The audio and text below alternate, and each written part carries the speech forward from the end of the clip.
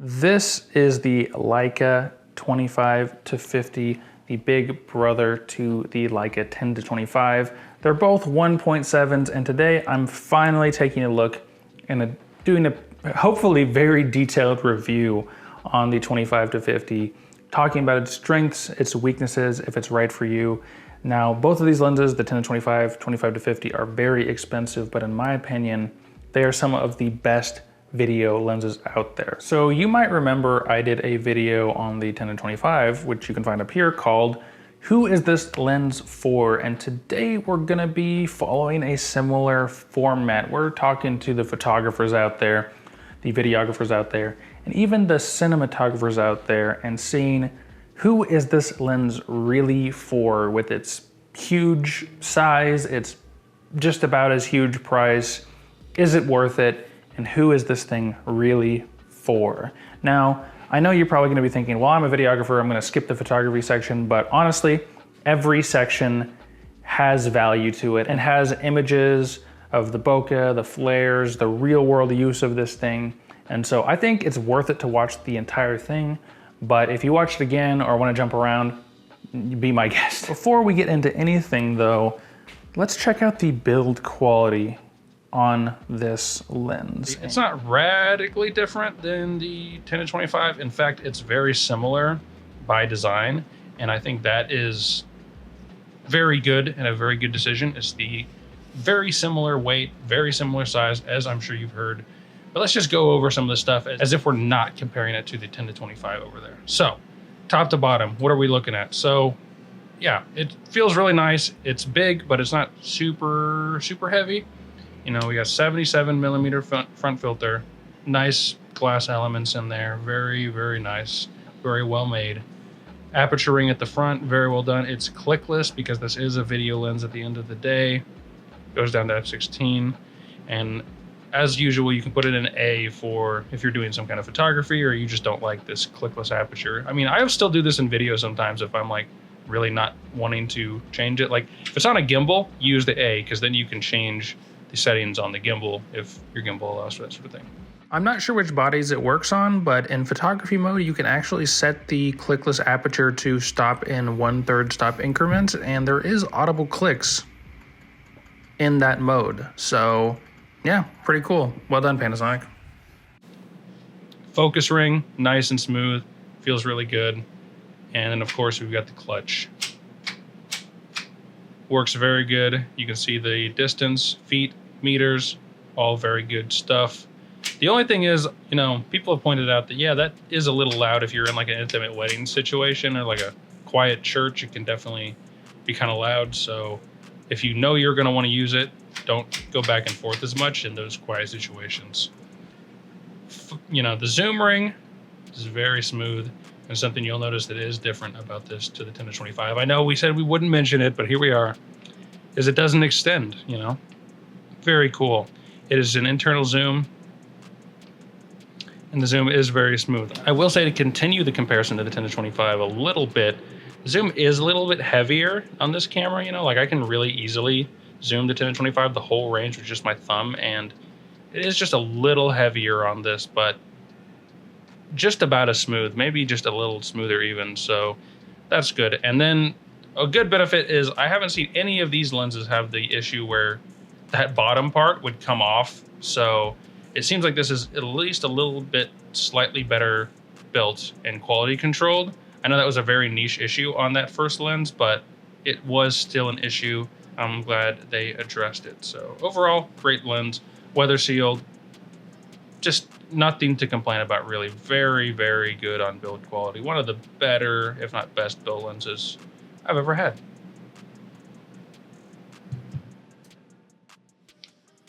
So this lens for photography. Let's talk about the use case of this thing for photography first. So 25-50, it's essentially a 50-100 full frame equivalent lens, 1.7 aperture, which is going to give you about a 3.4 for out of focusness, but the 1.7 for light transmission is going to be there. We all know this is basic, but what do I think of the aperture and focal length combination? Well, to me, this screams portraits. It's I think 50 is a pretty standard starting place for a lot of portraits for people. And then they enjoy going into that 85 millimeter range. And some people really like even further, like 105 millimeter portraits. Now with this lens, you kind of get all three. I mean, sure, you have every focal length between 25 and 50, obviously, but 25 giving you that nice sort of, you know, standard focal length of a 50 millimeter, going into like the 30s and 40s for 85, 90 millimeter, and then going to 50, just stopping just short of like 100 millimeter, 105 millimeter, I guess, portrait length equivalent. So yeah, you can get a variety of looks and compression and all that kind of stuff with this lens, which I think makes it an amazing portrait lens. Now I know people, you can get more background blur with like the Leica 42.5 or the Olympus 45 millimeter 1.2 lenses. And I really do like the Leica. I haven't used the Olympus, but there is just a little bit more of that dreamy quality to the Leica lens. I'm not gonna lie, the Bokeh is just a little bit smoother, a little bit more out of focus, but this lens is clearly no slouch and a lot more flexible. Yeah, the ability to shoot a medium shot at 25 and then punch in to a 42.5 or a 50 millimeter gives you that super flexibility, and you can grab a medium waist up and then a close-up shot with just a turn of the zoom ring. So you're essentially getting your probably 3 most popular focal lengths for portraits in one lens, which when you put it that way, the price doesn't seem so bad. Another thing I'll say is I really like the range of this thing, you know, like I know we talked about primes before, but if we go into zooms, so let's talk about like the Lumix 35 to 100, Olympus 40 to 150, or basically the full frame equivalent of the roughly 70 to 200. I always found those too tight for portraits. Working at 70 wasn't bad, but if you get past 100 or 150, it's really hard to communicate and connect with your model. For me, I just never enjoyed working like that. I've personally liked the range of that 50 to 100, but your mileage may vary, of course. Let's get into the sharpness and the real nitty-gritty here. At 25 millimeters, the sharpness in the middle is already basically perfect at 1.7. It only gets slightly better when stopped down, but those corners are fairly dark and a little softer. I don't really mind if you're using this for the intended use of like portraits like we talked about, but if you're in landscapes or something that does require frame to frame sharpness, this might not be your favorite thing ever. Stopping at a 2.8, I think honestly is gonna be sharp enough at 25 millimeters for basically anything. You might get tiny bits more sharpness at f4 or 5.6, but there's really no point in stopping down past f4 or, like I said, even f2.8. It's great. 50 millimeters is a similar story, so zoomed right in the middle, you do see it's very sharp, but again, the corners do look a bit softer and just as dark wide open. Once again, 2.8 does brighten up the corners, but I do think here you have to stop down to f4 to get corner to corner, but I think this is a good choice by Panasonic. You know, at the wider angles is probably when you're gonna want corner to corner sharpness, and zoomed in to 50, sharpness isn't as big of a deal. But again, just going down to 2 or 2.8, you're already looking at basically perfect sharpness. And just to be extra diligent, here's a sort of landscape photo I took at like f2.2. So not wide open, but I don't know. I don't really see any issues on the corner at 25. So let's punch into 50 where the edges do tend to be a little bit softer, and there might be something going on here. At 50 millimeters, again, it's really hard to tell. Like at this range, is it heat lines? Is it just the focal plane being at infinity and the closer up stuff being out of focus? I don't know, but yeah, f2 to f2.8, I doubt you notice any real world difference in sharpness in these lenses. So yeah, 2.8 to 4, probably gonna be the sharpest frame to frame at any given focal length, but 1.7 in the middle is perfect. Doesn't ever really get sharper in the middle. And the corners, f4 is probably the maximum. f8 is gonna be diffraction already. So f8 to 16, I would avoid generally, with the sweet spot really being f2 to f4. The lens does display some chromatic aberration and some longitudinal chromatic aberration if you really try and bring it out, but it's pretty minor for the most part. It is slightly more noticeable, I have found, at the longer focal lengths and the minimum focus distance, like 50 millimeters, focused as close as you can on like a really shiny coin and harsh sunlight. You're gonna see some stuff for sure. It's probably the worst performance of the lens for chromatic aberration, and still it's not that bad. I mean, I've shot portrait lengths on this with backlight, sunlight through hair on a jacket, and there's really not much to be seen in photos or videos. But if you really try, you can definitely bring it out from time to time. And I have to say, speaking of the Leica 42.5 1.2 from earlier, it is a lot better. That lens's chromatic aberration is the biggest weak point of that lens by far.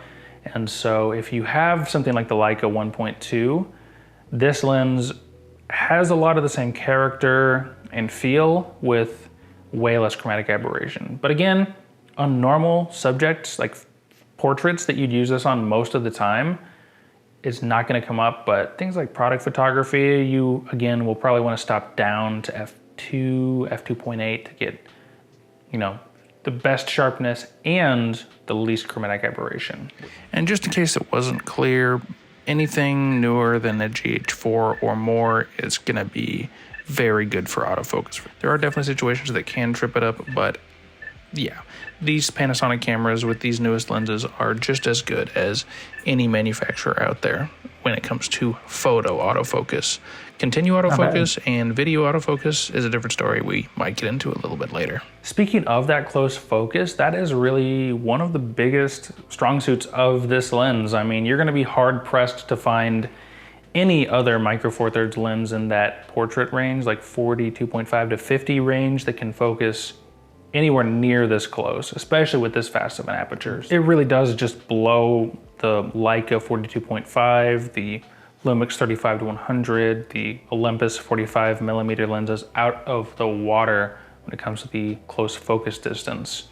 The only thing that really competes is the super cheap Lumix 42.5 f1.7, which can actually focus very closely and is very cheap, but on the flip side, that aperture darkens a lot on that lens as you focus closely. So yes, you can focus that close, but image quality suffers and it's a lot darker too. So the macro ability is really great. So not only could this be a great portrait telephoto lens, this could be a great like detail product lens as well for photography. Okay, let's get everyone's favorite topic out of the way somewhat early. We've got bokeh here. A lot of people referred to the Leica 10-25 as a bokeh monster on micro four thirds, but honestly, at a maximum focal length of 25, I mean, I'm on it right now. Like, it's a good amount of blur, don't get me wrong, but bokeh monster, I mean, it's a 50 millimeter 3.4. Not gonna win any bokeh awards unless you're at the absolute minimum, focus distance.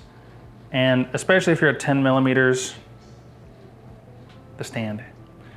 And especially if you're at 10 millimeters, it's like, yeah, it's fine, but it's not, again, it's not winning any awards. When it comes to shallow depth of field on the 25 to 50 though, the 25 millimeter, it's fine. It's basically the same as the 10 to 25 at 25, but going on to 42.5 to 50, you're gonna get some really great subject separation, compression, and yes, bokeh. The bokeh is very good for a zoom lens, but it really doesn't quite capture the same magical smoothness my Leica 42.5 got in those backgrounds, and I'm sure something like the Olympus 45mm f1.2 would beat this in the bokeh category as well. Not only because it has a faster aperture, but zoom lenses tend to have a little bit bittier, sharper bokeh in general. It just is what it is, but again, I think it's totally fine. There are some of those classic cat's eye shapes in the corners, but I think that kind of gives a minor but kind of appealing swirly look, so I'm here for it. I've never thought it was a big deal, but it's worth noting. At 25 millimeters, I have noticed the bokeh can get slightly busy, But honestly, especially for more medium shots, I sort of have been embracing that and don't really mind that it's not just the most buttery smooth bokeh. Is it just the focal length and aperture not giving you that blurry of backgrounds? Is it just relative to 50? Not sure, but the bokeh at 50 millimeters is a lot smoother. Anything past 40 millimeters is gonna be super, super smooth, and generally, the more out of focus the background, the better it's gonna be, but even mildly out of focus backgrounds or busy, complicated backgrounds are rendered pretty well in my experience. There can be other issues with points of light in the background getting a bit of an onion ring effect of your images or the sort of fine grain over it. I'm pretty sure this is from the coatings inside the lenses, which protect it from flare. It doesn't look amazing, but it's not a big deal, and even with like Christmas lights or water or things like that, it's not bad. There's certainly way worse performers, but it just kind of is what it is, something to keep in mind. And honestly, even things like the Leica 42.5 have pretty major issues with this compared to the 25 to 50. So I think the flare might be just a little worse than average on this lens. The complex design and the fact that it's a zoom lens means the flare elements are a bit intrusive and sometimes show a little more than a prime might. Now, this of course depends on the focal length, but anyway, the good news is that the contrast holds up pretty well, which if I had to choose a lot of flare versus a huge loss of contrast, I think I'm gonna pick the flare most of the time because I can work around the flare and I don't know, I even like flare in my pictures sometimes, but again, your mileage may vary. I do also think the flare elements themselves are relatively smooth and pleasing, nothing too crazy or sharp or anything like that, but for the best results, I would probably use the lens hood, which is really cool looking, first of all, but it does help cut down on those flares, especially from the edges, just a little bit, and just enough. Let's talk about video, guys. So for video, it is super good, super nice, super helpful, but not quite as helpful as its little brother, the 10 to 25, just because going from a ultra wide to a wide to a standard can help you shoot an entire video, which I've done before. But 50 to 100 full frame equivalent is like standard to long or short telephoto to short telephoto. It's not the biggest range ever, and it doesn't cover a multitude of different shots like the little brother of this lens did. Plus, it's only a 2 times zoom range going from 25 to 50 as opposed to a 2.5 zoom range of the 10 to 25, which theoretically makes it a little less versatile, which in video, versatility is pretty big for me.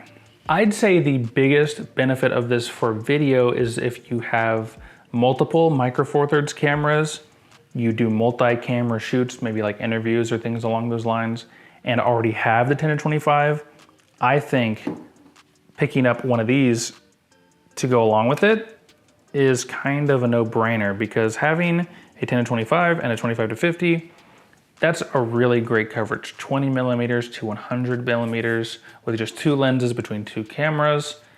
That's gonna be doing pretty much everything you need, especially considering the things we talked about in the photography section.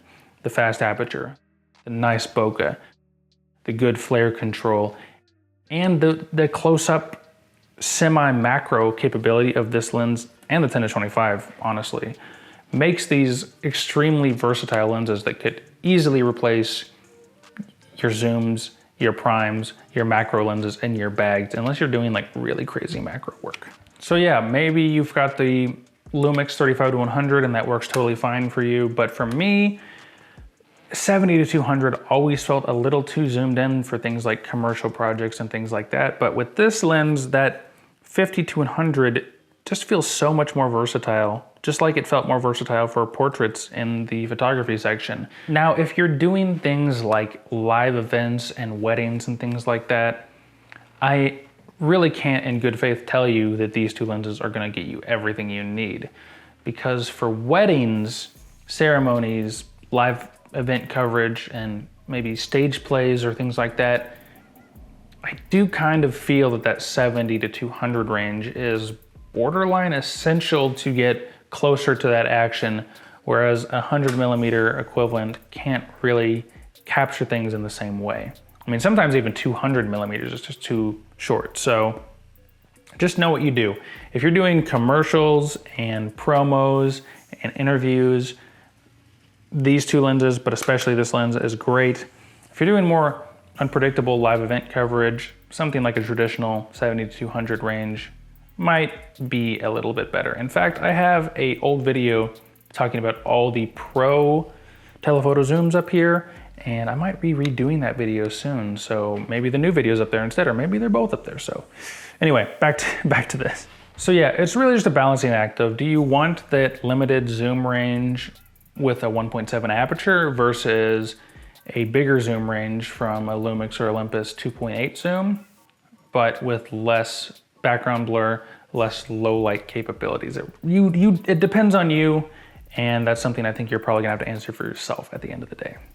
I gotta say, the Iris Ring is really helpful for video too, because you can smoothly change it while recording to just do those micro adjustments if the sun suddenly comes out or things like that happen. I mean, a lot of times I just leave it wide open and use stuff like auto ISO and exposure compensation to adjust for dynamic situations. When you're recording, this ring doesn't change super responsively though. Like if you do smooth, it's gonna be smooth, but if you like really, adjust it quickly, it's still gonna take a minute to switch over to ensure a smooth aperture change, or I'm not sure why. I wish I could change it a little bit, but yeah, I know when you're not recording, you can move it really quickly, but when you're recording, just in case you guys are wondering if that's normal or not, it does take just a second to fully transition from where you started to where you end up at like f11 or whatever makes sense for your situation. Oh, and another great thing for videographers, especially in those dynamic situations, like maybe slightly adjusting during an interview, zooming in and out during a live event or wedding, the lens is what I call effectively parfocal. It's not optically parfocal, which whatever, but essentially, unless you are shooting at like 120 frames or faster, or zooming, like crash zooming in as fast as you possibly can, the lens is effectively parfocal, which means if you start, let me switch to manual focus real quick. If you're in manual focus and you zoom, your subject's gonna be still in focus. If you zoom back out, you're gonna be in focus as well, which is really great because a lot of times I'll zoom in, do a one-touch autofocus, and I can be confident that after I zoom out, it's gonna be in the same position. Now, I was doing this on the 10 to 25, but the 25 to 50 maintains that parfocalness as well, which you can see in some test footage here that I shot just for you guys.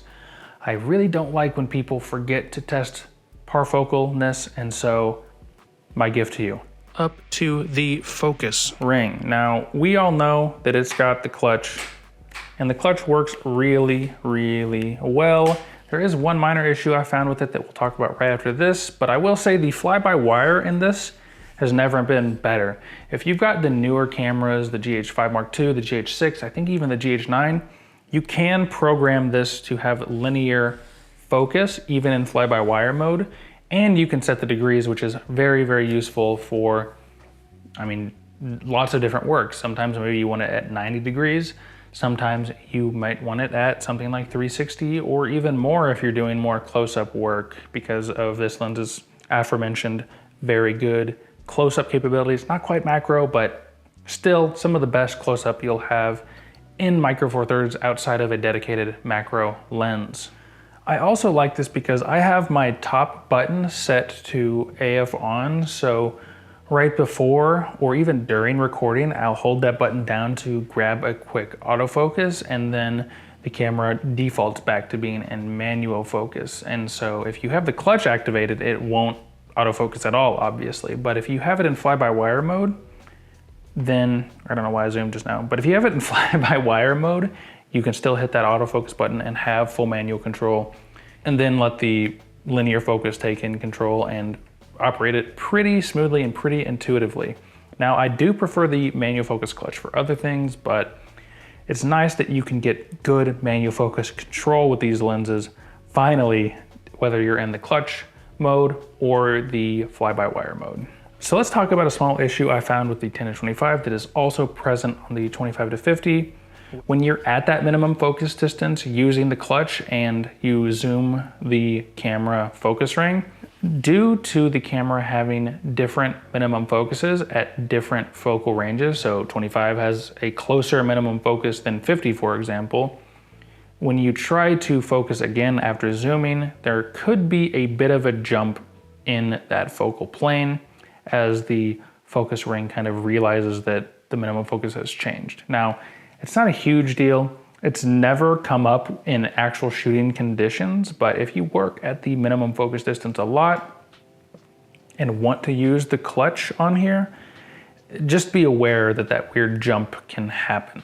I will say the stabilization on this lens is pretty amazing as well, just because that 10 to 50 range is where the IBIS is stabilized, and so the lack of stabilization in the lens isn't really a problem on the GH5, GH5 Mark II, or GH6. The only thing is if you don't have a stabilized camera, like if you've got a GH5S or a Pocket 4K, you might miss that stabilization just a little bit. Just speaking of the zoom really quickly, a lot of people just say zoom with your feet, move your camera, whatever. Well, and yes, that is definitely something you can do. If your 42.5 isn't quite close enough and you need to zoom into 50 but only have a prime, moving the camera closer is definitely better, but in my opinion, I find that zooms just make you look more professional, you know, instead of doing something like this. What's up? Zoom it. Oh, yeah, no problem.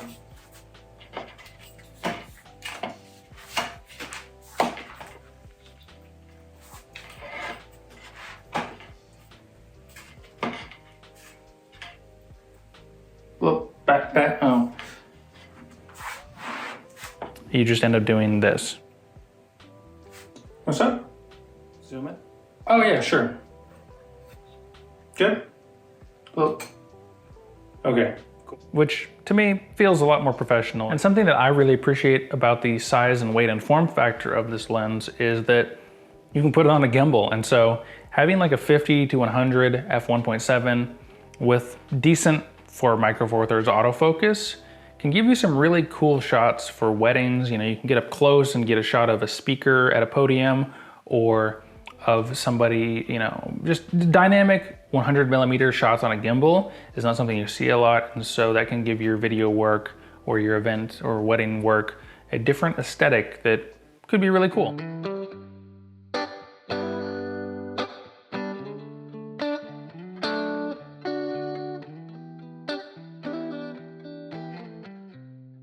So what do I think about using this for like cinematic stuff, short films, feature films, music videos and things like that? Well, if you watched any of my coverage on the 10-25, the original f1.7 zoom that Panasonic released, you'd know that I thought it would be pretty good in some of those environments.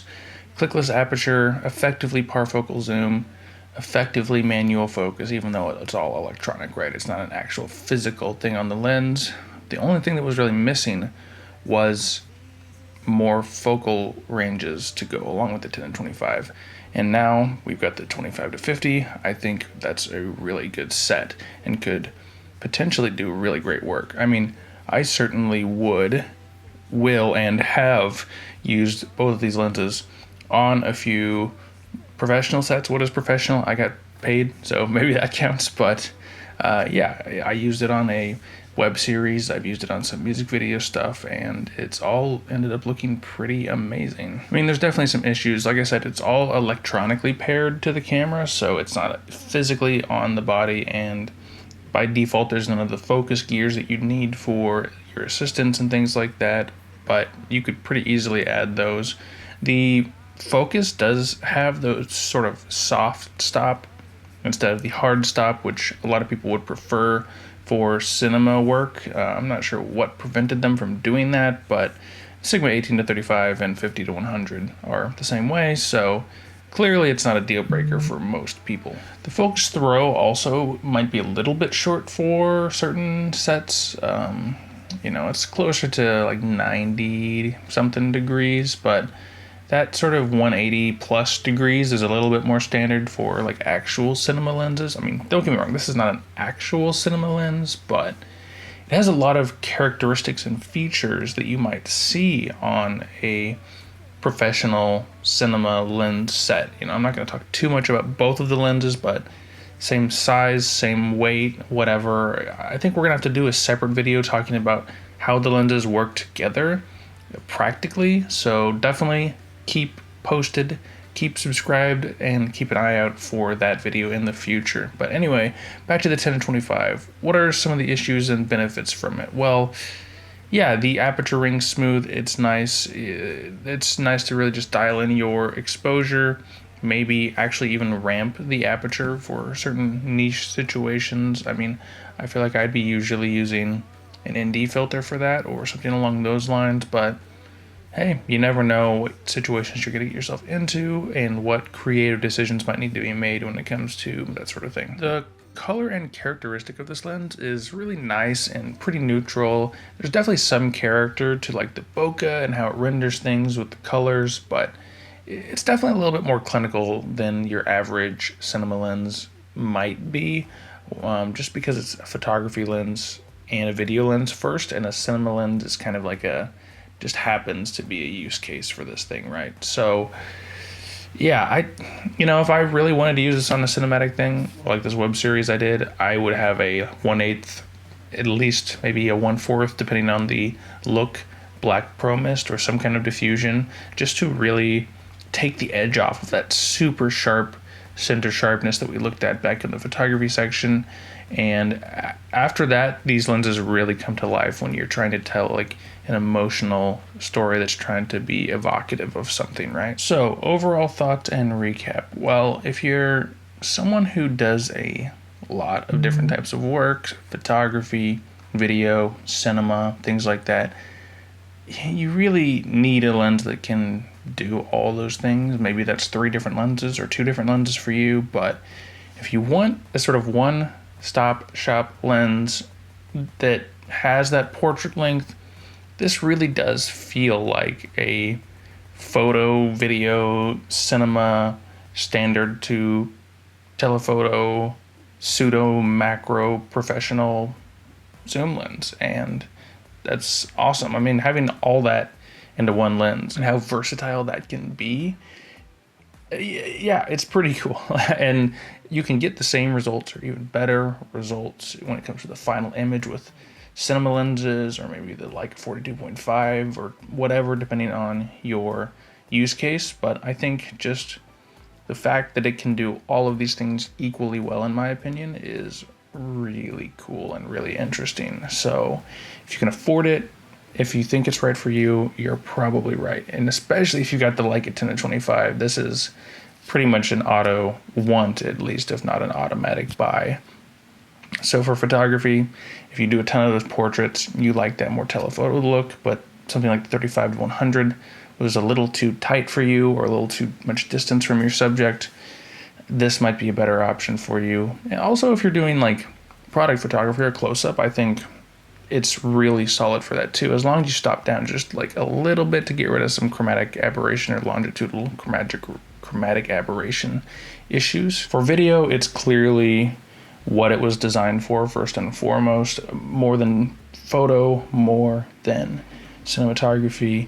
It's parfocal for events. It's got a fast aperture for low light. It's weather sealed for all types of strange situations and things you might run into. So I just think there's really no way that this isn't at least very strongly desired by every videographer. And unless you're doing stuff that needs more reach, like wildlife videography or events where 70-200, 70-300 or more is helpful, this for talking heads, interviews, product photography and videography, things like that, it's going to be really, really solid. And then cinematography, like I said, it performed really well for cinematography.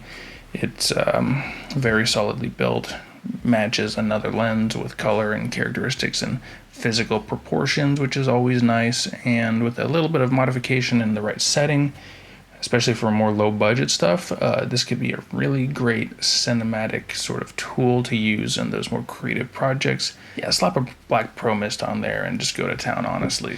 So yeah, that's my review for the Leica 25-50. It's probably super long, it's probably super rambly, but at the end of the day, this is only one of a few reviews on this lens that wasn't a pre-production model that was given out by Panasonic. Me and my buddy Valentin over at his channel are pretty much the only two people that have really dug into this lens and shown people what it can do with a full production unit. They all gave very measured reviews, but they all did have fairly limited time with this lens, and so I just wanted to put my perspective on there as someone who's actually purchased the lens with my own money and used it for my own work, and I'm going to continue to do so for a very long time, whether that's with the GH4, 5 Mark II, or GH6 or GH7. I mean, this is going to be the standard for Micro Four Thirds to beat going forward, and that's zooms and primes. So I personally can't wait to see what Panasonic does next with maybe a new generation of primes, but that also is a discussion for another day, I suppose. I do have a Patreon, by the way, now, guys, so if you want to get access to this review early, or you want to see the sample photos, download clips, start a discussion, and be a little bit more involved in part of this community of Micro Four Thirds and things like that, I would definitely appreciate it if you at least check it out. Try to keep it on the cheaper side, but yeah, all the support definitely helps. These are not cheap lenses, not short videos, and not easy videos to make, so any help you guys can provide is definitely appreciated. Anyway, guys, if you don't check out the Patreon, at least go ahead, like, subscribe, comment, let me know what you thought. Do you have this lens? Do you want this lens, or is it just way overpriced? I mean, you know my thoughts. I think this lens is a steal for what it gives you, but I'm not going to say it's cheap. I'm going to say it's good value. If you do pick it up, you're not going to regret it. But if you can't afford it, there's tons of great options for Micro Four Thirds. There's hundreds of lenses that have been released over the years. You can adapt tons of lenses too. So in the future, we're definitely going to try to do more cheaper budget stuff and things like that. I'm going to review a lens set that is about as cheap as you can get soon. So anyway, keep an eye for that. Thanks for stopping by. I'll see you guys in the next one.